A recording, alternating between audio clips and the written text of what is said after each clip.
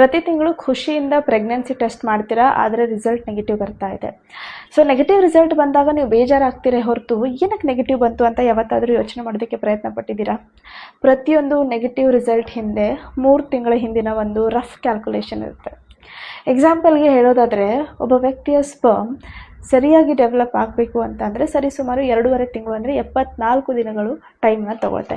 ಈ 74 ದಿನಗಳಲ್ಲಿ ನೀವೇನಾದರೂ ಅತಿಯಾಗಿ ಒತ್ತಡದಲ್ಲಿದ್ದೀರಾ, ಸ್ಟ್ರೆಸ್ ತೊಗೊಂಡಿದ್ದೀರಾ, ಅಥವಾ ನಿದ್ದೆ ಸರಿ ಇರಲಿಲ್ಲ, ಅಥವಾ ಪುವರ್ ನ್ಯೂಟ್ರಿಷನ್, ಪ್ರಾಪರಾಗಿ ಊಟ ಮಾಡಿಲ್ಲ, ಆಲ್ಕೋಹಾಲ್ ಅಥವಾ ಸ್ಮೋಕಿಂಗು ಅಥವಾ ಇನ್ನಿತರ ಮೆಡಿಕೇಷನ್ಸನ್ನು ತೊಗೊಂಡಿದ್ದೀರಾ, ಸೊ ಈ ಲಾಸ್ಟ್ 2.5 ಮಂತ್ಸಲ್ಲಿ ನೀವೇನೆಲ್ಲ ಆ್ಯಕ್ಟಿವಿಟೀಸ್ಗಳನ್ನ ಮಾಡಿದ್ರು ಅದೆಲ್ಲವೂ ಕೂಡ ಈ ತಿಂಗಳು ಬಿಡುಗಡೆ ಆಗುವಂತಹ ಸ್ಪರ್ಮ್ ಮೇಲೆ ಎಫೆಕ್ಟ್ ಆಗಿರುತ್ತೆ. ಸೊ ಪ್ರತಿ ತಿಂಗಳು ರಿಸಲ್ಟ್ ನೆಗೆಟಿವ್ ಬರ್ತಾ ಇದೆ ಅಂದರೆ ಮೇಕ್ ಶೋರ್ ಒಂದು ಸರಿನಾದರೂ ಸೆಮನ್ ಅನಾಲೈಸಿಸ್ ರಿಪೋರ್ಟನ್ನು ತೆಗೆಸಿ ಅದರಲ್ಲಿ ಏನಾದರೂ ಪ್ರಾಬ್ಲಮ್ ಇದೆ ಅಂತಂದರೆ ಅದ್ರ ಪ್ರಕಾರ ಕ್ರಮವನ್ನು ಕೈಗೊಳ್ಳಿ. ಸೊ ಪ್ರೆಗ್ನೆನ್ಸಿ ನೆಗೆಟಿವ್ ಅಂತ ಬಂದ ತಕ್ಷಣ ಬರೀ ಹೆಣ್ಮಕ್ಳದ್ದು ದೋಷ ಇರೋದಿಲ್ಲ, ಬ್ಯಾಕ್ ಎಂಡಲ್ಲಿ ಈ ಥರನೂ ಕೂಡ ನಡೀತಾ ಇರುತ್ತೆ. ಸ್ಪರ್ಮ್ ಡೆವಲಪ್ ಆಗಲಿಕ್ಕೆ 74 ಡೇಸ್ ಬೇಕು, ಹಾಗೆಯೇ ಎಗ್ ಪೂರ್ತಿಯಾಗಿ ಸರಿಯಾಗಿ ಡೆವಲಪ್ ಆಗಲಿಕ್ಕೆ 90 ಡೇಸ್ ಸೈಕಲ್ ಇದೆ. ಸೊ ನೀವು ಬರೀ ಈ ತಿಂಗಳು ಪ್ರೆಗ್ನೆನ್ಸಿಗೆ ಫೋಕಸ್ ಮಾಡಬೇಡಿ, 3 ತಿಂಗಳು ಪ್ರೀ ಪ್ರೆಗ್ನೆನ್ಸಿ ಮೇಲೆ ಫೋಕಸ್ ಮಾಡಿ.